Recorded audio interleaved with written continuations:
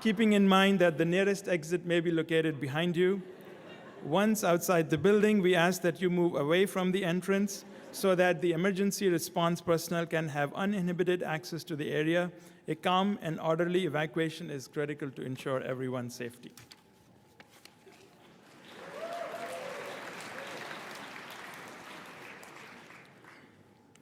It is now my pleasure to introduce this year's student speaker, Chelsea Solomon.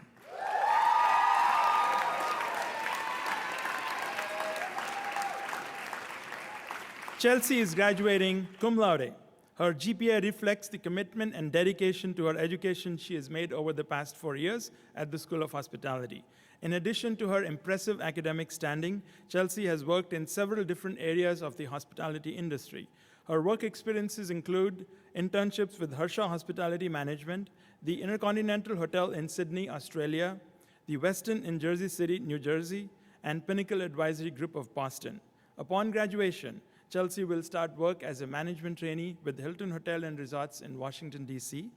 Chelsea has also been involved in several extracurricular activities. She is the vice president of Boston University's chapter of the American Hotel and Lodging Association, and she is also a member of both the Eta Sigma Delta International Hospitality Management Honor Society and Alpha Epsilon Phi.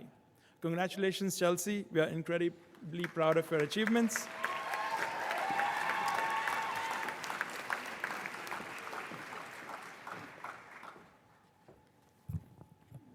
Good morning, everyone. First of all, I'd like to thank the dean, faculty, and staff for electing me to speak on behalf of the students. I'd also like to thank some of my family members who are sitting here today. You know, it's not always easy being a Yankees fan in Boston. So I am extremely grateful for my grandmother, who always reminded me that 27 World Series rings can never be compared to 8. And for anyone offended, Nanny's actually in the blue to the right. Also, I'd like to thank my older sister and younger brother. Because I suffered through middle child syndrome for so long, it made me work much harder to become the golden child. And lastly, thank you, Mom and Dad, for getting me to where I am today.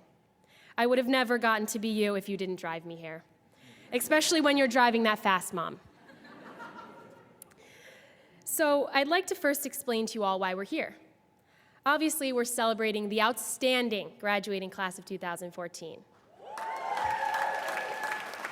But more specifically, the School of Hospitality's graduating class, otherwise known as SHA, S-H-A. Now, it may be obvious to the people sitting in this room what SHA is, but to others, it was awfully confusing. For instance, there were countless times when I was on my way to class, and my friends asked me to pick up milk because they thought I was going to the grocery store Shaw's. And other times where people would respond to my major by saying, "Oh, wow, I hate blood," because they thought hospitality meant hospitals. Of course, I would respond by saying, "It takes practice." With that being said, I want to congratulate the graduating class because those of you sitting here today are in fact winners. You won the game of college. Now, seeing school as a game is simply a different way of considering things. Rather than simply going through the motions, you view this journey more so as a strategic game, like the Hunger Games, one of the most talked about and well-known trilogies during our college years. And apparently today I was volunteered as tribute. Now, in this Hunger Game of college, the students act as the players, the chosen ones. SHA is comprised of 330 players from countries such as China, Germany, and even New Jersey. Yes, according to Professor Wyshenko, New Jersey is definitely its own country. Apparently, they identify the town they're from using exit numbers. Regardless, the students in SHA make up a community that is not only diverse, but unique. It takes a certain type of person to be a hospitality major. You know, someone who is able to smile after guests complain they'd like 3 ice cubes instead of 2. Yes, I'm still sour over that. Anyways, the players learn to be robust and acquire great skills along the way to succeed in this game. For instance, the students, players, learn to be adventurous. By the end of 4 years, fully 80% of SHA will have had an overseas experience in countries such as Hong Kong, Ireland, and Australia. These students immerse themselves in these cultures and really take note of how sad it is that Boston nightlife ends at 2. In this game, the degree requirements are the obstacles. Like the fireballs, tracker jacket nests, and wolf mutations, getting a little nerdy here, I know. The classes we indulge in are the hurdles that students must overcome. As players, we participate in not only academic, but hands-on classes such as cooking, which is surprisingly one of the more difficult classes in the game. It really separates the foodies from the non-foodies. You know when you slice your hand on your knife while sliding it out of its cover before you even start cooking, you're probably not a foodie. Yes, I'm still sour over that one too. Players, in fact, participate in a swim class too. This probably sounds a little funny, but by swim class, I mean Professor Quagg's finance course, where students either sink or survive. Players have help. Yeah, that was a funny one. Players have help through these obstacles, however. The faculty of Shaw serve as what's referred to as the mentors in the Hunger Games. These mentors serve the purpose of teaching and training players for the game, giving help where needed. They are the true hidden gems of Shaw. Seriously, they often hide on the 3rd floor, but they are always enormously welcoming to anyone who ever needs anything. They are largely the reason why players walk away so set up for success. During our time here, they each taught us specific lessons that would help us on our journey. For instance, Professor Reyes Nafshi taught us at our hungriest moments, we could always count on the quality food at Dairy Queen. Professor Quagg shared his wisdom to know the difference between good and bad, as in, Lady Gaga is good, Justin Bieber is bad.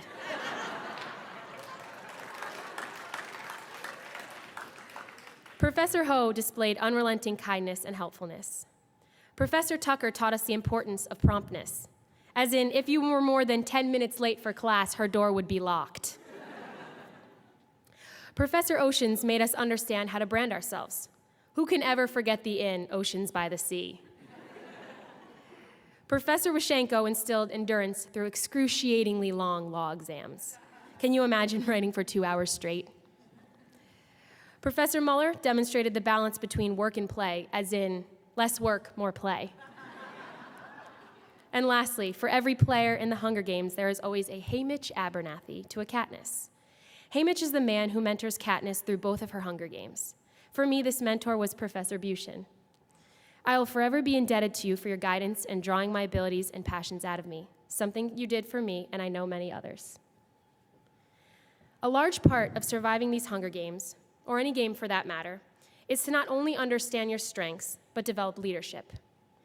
Thanks to Professor Oceans and his leadership course, students are introduced to exercises regarding personal growth.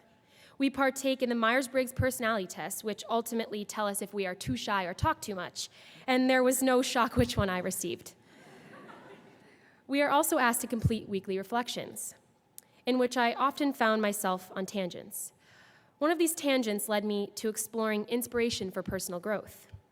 I came across the story of David and Goliath. Most of you may be familiar with the story, but for others, let me point out, it is the classic tale of the small shepherd's boy, named David, who uses his rock-slinging abilities to win a battle against a large and well-armored man, Goliath. This story has been an infamous representation of the underdog who won. However, when you investigate certain aspects, our mistake is just that. We undertake the assumption that David is the weak who beats the powerful with faith. However, Goliath is actually the vulnerable one.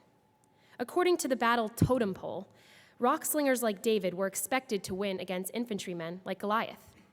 Slingers found way around their small frame by using their wit and aptitude, much like Katniss in the Hunger Games. This story struck my attention because it made me rethink that life isn't always what it seems. For someone like David or Katniss, who appear to be at a disadvantage in these situations, seeing success through a different lens is critical. Success doesn't always mean the fastest, smartest, or strongest. Success can mean strength through self-awareness. If you aren't skilled with swords, use rocks like David. If you aren't particularly strong, use arrows like Katniss. What these stories teach us is that strength or intelligence by themselves isn't always the key to success. What's important is that we understand who we are, what skills we possess, and to use those understandings to the fullest. As we transition away from college, we will now be faced with a new challenge called life. Now, the so-called real world will become our game, and there is a certain belief that the strongest or smartest win.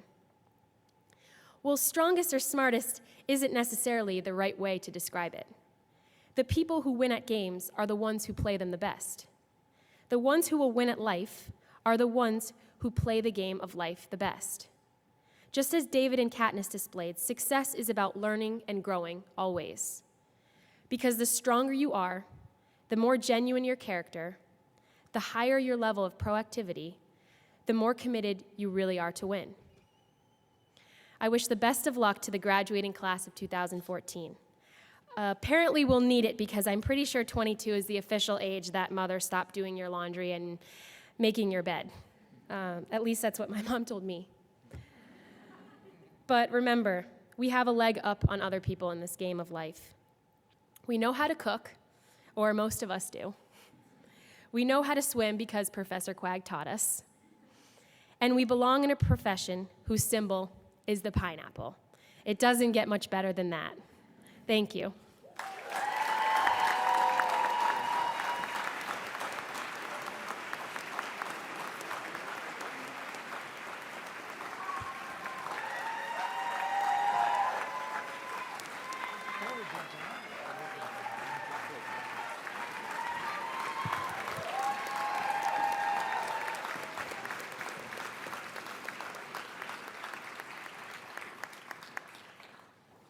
Some of the faculty might be wondering, why did we vote for her?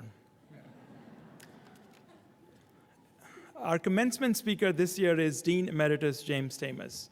Dean Stamos has worked for 2 major companies during his very successful career and is now a consultant to the industry. He is the founding dean of the School of Hospitality and served as the dean for 15 years. He retired as Dean Emeritus and is currently on several private and public advisory boards within